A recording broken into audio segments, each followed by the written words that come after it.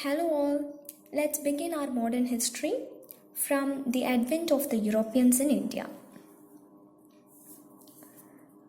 Portuguese, Dutch, English, Danes, French. This is the order in which different Europeans reached India. 15th century AD போலதா யூரோப்பில் the spread of exploration started to different parts of the world. The very first one, Portuguese பற்றி பார்ப்போம். Prince Henry of Portugal, இவருடைய nickname Navigator. There was a treaty signed, and the treaty பேரு Treaty of Tordesillas. இந்த வருஷம்னா 1494 AD.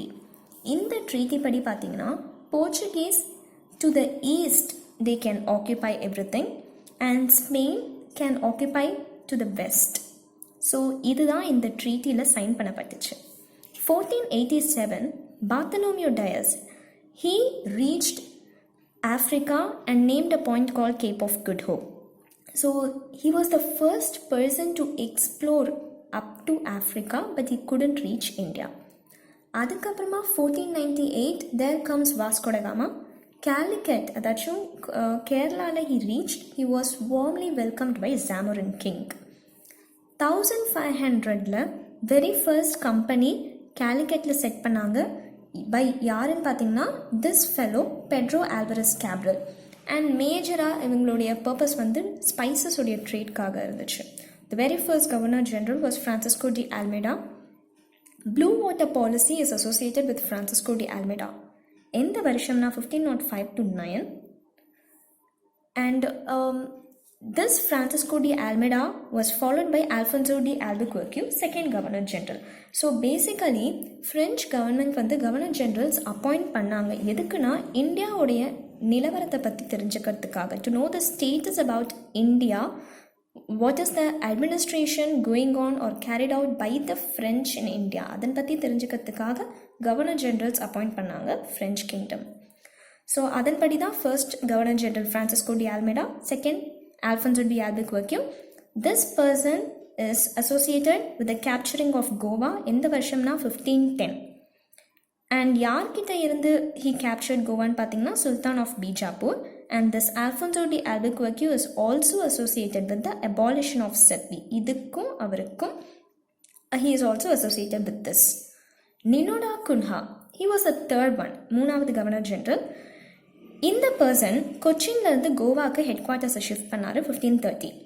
And Portuguese தான் very first European to come to India and they were the last to leave India. என்ன battle போர்ச்சுகீஸோட associate ஆயிருக்குன்னு பார்த்தீங்கன்னா first one battle of Swally 1612. இந்த வருஷம்னா 1612.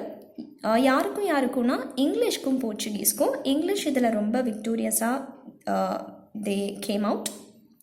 And there was a ship called dragon.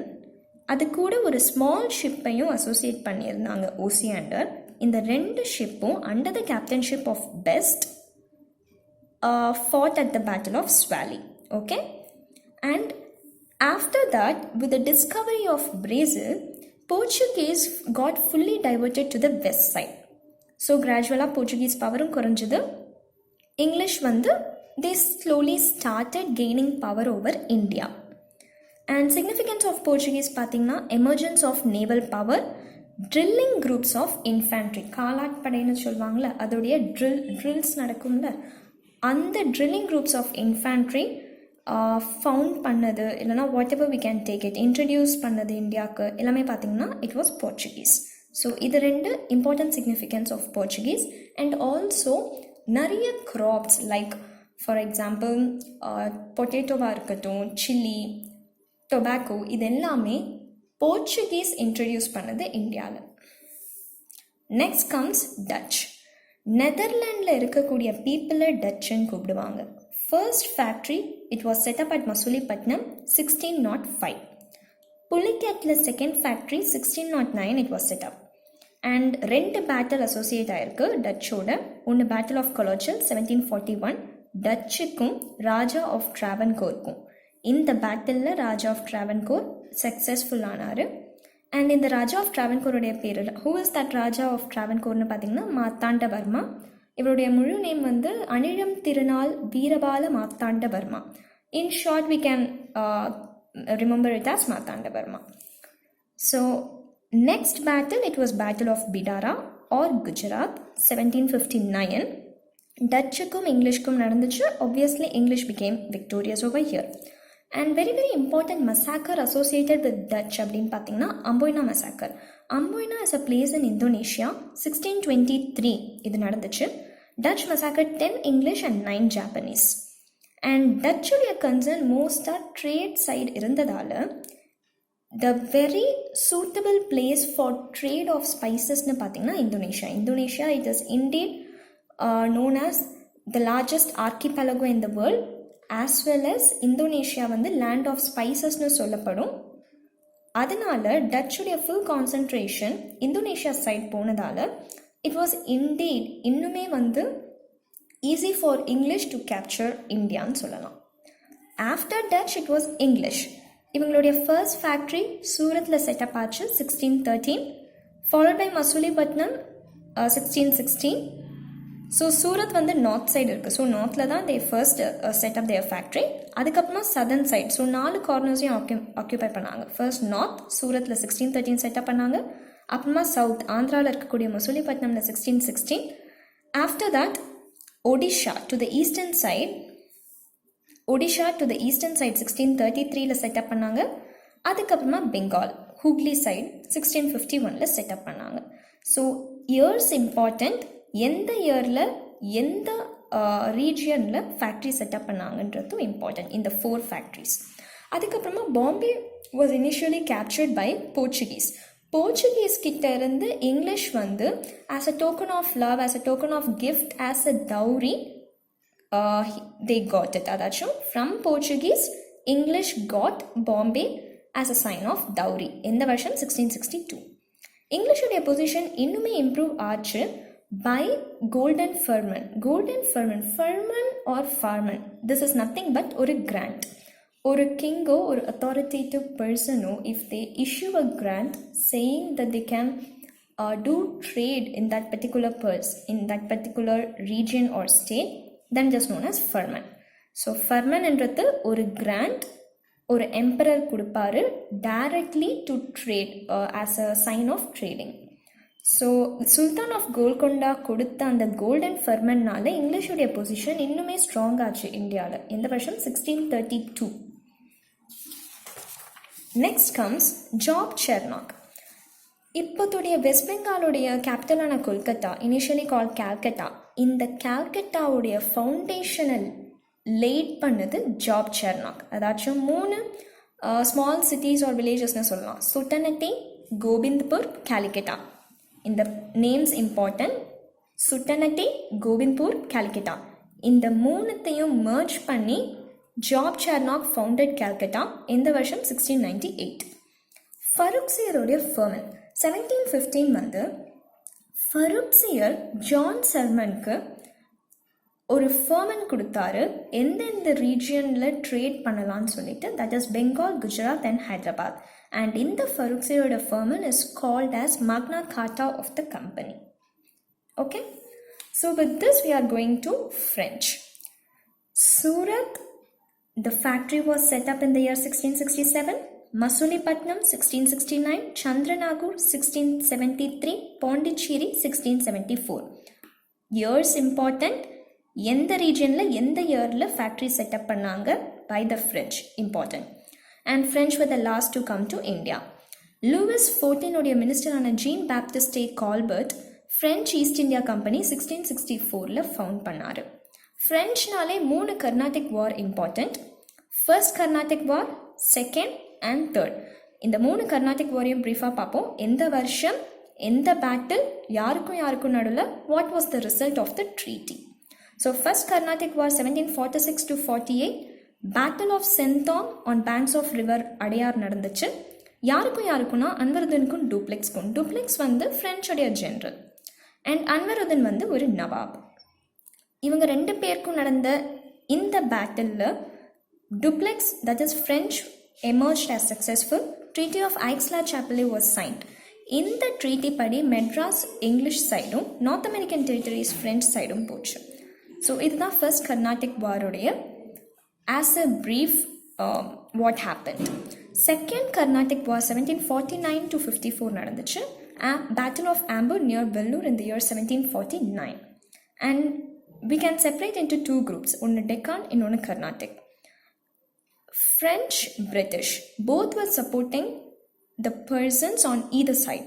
For example, let's remember like this. Anvaruddin, Nazir Jung. So Anvaruddinum Nazir Jungum British support பண்ணாங்க. ஓகேங்களா? So Carnatic சைடில் அன்வருதனுக்கும் versus Chanda சாஹிப்க்கும் பேட்டில் நடந்தப்போ Anwaruddin was supported by British, obviously Chanda Sahib French. அதே மாதிரி டெக்கானில் it was battle between Muzaffar Jung and Nasir Jung. அதில் Nasir Jung was supported by British and Muzaffar by French. So இந்த மாதிரி நடந்ததில் இனிஷியலாக வந்து Anwaruddin got killed by the alliance of Chanda Sahib, French and Muzaffar Jung. So இவங்க மூணு பேரும் சேர்ந்த அன்வருதனை வந்து they killed, and as a retreat, so initially பார்த்தீங்கன்னா French was successful, but அன்வருதன் kill பண்ணதால later British வந்து took revenge and British became victorious in this Carnatic war eventually, but initially it was the French. So treaty of Pondicherry 1754 sign ஆச்சு. இந்த treaty படி முகமது அலிகான் வலாஜா புது கர்நாடிக்குடைய நவாபா தேர்ந்தெடுக்கப்பட்டார். டுப்ளெக்ஸ்க்கு அடுத்து அந்த த்ரோனை succeed பண்ணது யாருன்னா, தட் இஸ் டுப்ளெக்ஸ்க்கு அடுத்து கவர்னர் ஜெனரல் ஆனது யாருன்னா Godeheu. So Godeheu succeeded Dupleix. Last Carnatic war, that is the third Carnatic war, இந்த வருஷம் 1758 to 63. Famous Battle of Diwas 1760, very very important. இந்த பேட்டில் ஆஃப் வேண்டிவாஷில் ஃப்ரெஞ்ச் வந்து கம்ப்ளீட்டாக டெஸ்ட்ராய் ஆச்சு by the British. So first பார்த்த ரெண்டுத்துலேயும் வந்து it was the kings from the provinces, அவங்க கூட இன்டைரக்டாக ஒரு சைடு ஃப்ரெஞ்சும் ஒரு சைடு பிரிட்டிஷும் சப்போர்ட் பண்ணி they were winning on Hyder side. இங்கே டைரக்டாக பிரிட்டிஷ் அண்ட் ஃப்ரெஞ்ச் வந்து they are confronting each other. So ஃப்ரெஞ்சுடைய ஜென்ரலான count de Lally completely got destroyed by sir Eyre Coote. Sir Eyre Coote வந்து இங்கிலீஷுடைய ஜென்ரல். Treaty of peace of Paris sign பண்ணப்பட்டுச்சு 1763. இந்த ட்ரீட்டி படி பாண்டிச்சேரி திரும்ப ஃப்ரெஞ்சுக்கே கொடுக்கப்பட்டுச்சு. The last it was Danish, that is டென்மார்க்குடைய பீப்புளில் டேனிஸ்னு சொல்லுவாங்க. Danish East India company 1616 start அப் ஆச்சு. ஃபேக்ட்ரி அட் ட்ரான்கோபார் வந்து தமிழ்நாடுல இருக்கக்கூடிய நியர் தஞ்சோரில் இருக்கக்கூடிய ஒரு பிளேஸ் தான் ட்ரான்கோபார். 1620 இங்கே ஃபேக்ட்ரி செட்டப் ஆச்சு. அண்ட் செரம்பூர் பெங்காலில் இட் வாஸ் இந்த year 1676 a factory got set up. Better known for, அதாச்சும் Denmark people they were not that much concerned about commerce. They were better known for spreading the missionary. So இவங்க machinery spread பண்ணதால் commerce அந்த அளவுக்கு they didn't give much significance to it. So for English, the people of Denmark were not that much competent because their vision itself is totally different. So eventually எல்லா சைடும் compare பண்ணும்போது இங்கிலீஷ்க்கு வந்து it was piece of cake, easy to overthrow all the other powers and fully occupy India. Okay, so இதெல்லாம் தான் different European countries invading India, and finally how English succeeded in putting all other European powers back and occupying India. இப்போ why English succeeded against other European powers? ஸோ நிறைய causes இருக்கும்ல, reasons இருக்கும்ல, அது என்னன்னு நான் பார்க்கலாம். Structure and nature of trading companies. இப்போ இங்கிலீஷ்னு பார்த்தீங்கன்னா it was not fully backed up by the British king. It was a separate factory or separate company which was ruling or trading India. So அவங்களுக்கான financial support வந்து they are not totally dependent on the kingdom of UK. This is the very first point. ஆனால் France Portuguese கேஸில் both these countries were totally dependent on the state for financially supporting and setting up the trading centers in India. அதனால் they also went bankrupt. அதாச்சும் பண பற்றாக்குறையாச்சு. அதனால் they were forced to they were forced to leave, and also they were not that much successful when compared to English. So ஒரு clear cut path இல்லை, clear cut division of powers இங்கே இல்லை. Second, naval superiority. இங்கிலீஷுடைய கப்பற்படை it was very very significant when compared to other powers. Industrial revolution, okay, early 18th century la industrial revolution start ஆச்சு, and English வந்து they were ready to imbibe everything. அதனால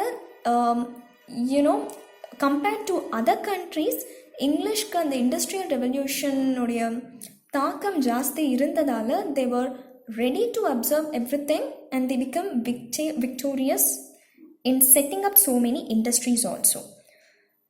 நிறைய புது புது மிஷினரிஸாக இருக்கட்டும், they were eagerly updating themselvesனு சொல்லலாம். அதுக்கடுத்து military skill and discipline, okay, they were very much disciplined when compared to others. Lesser zeal for religion, okay. போர்ச்சுகீஸாக இருக்கட்டும், French R other Denmark especially, இவங்கெல்லாம் மிஷினரிஸை வந்து ஸ்ப்ரெட் பண்ணதில் they were giving much importance rather than commerce. But Britishers were not like that. அவங்களுடைய religion side very very less. Their concentration towards spreading their religion was so less. As a result of that, அவங்களுடைய commerce beating every other country came up to the throne. Use of debt market, okay, they also used the concept of debt market in order to not go bankrupt.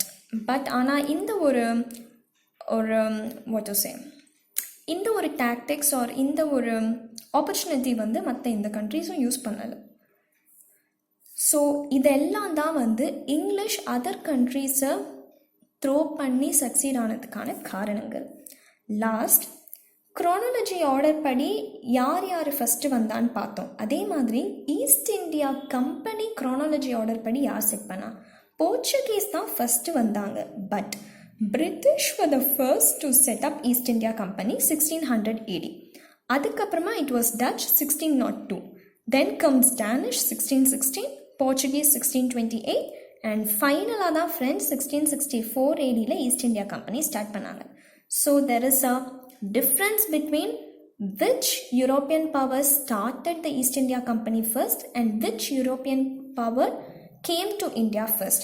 எந்த European power east India கம்பெனியை start பண்ணிச்சு அந்த chronology is different from எந்த European power இந்தியாவை invite பண்ணிச்சு.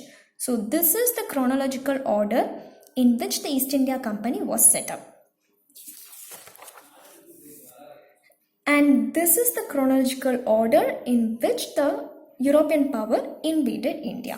So this is all about advent of the Europeans. So the major or short note madri, whatever I did, I prepared, I have given it to you guys. Hope it will be useful and thank you. We'll meet up in the next session or next class.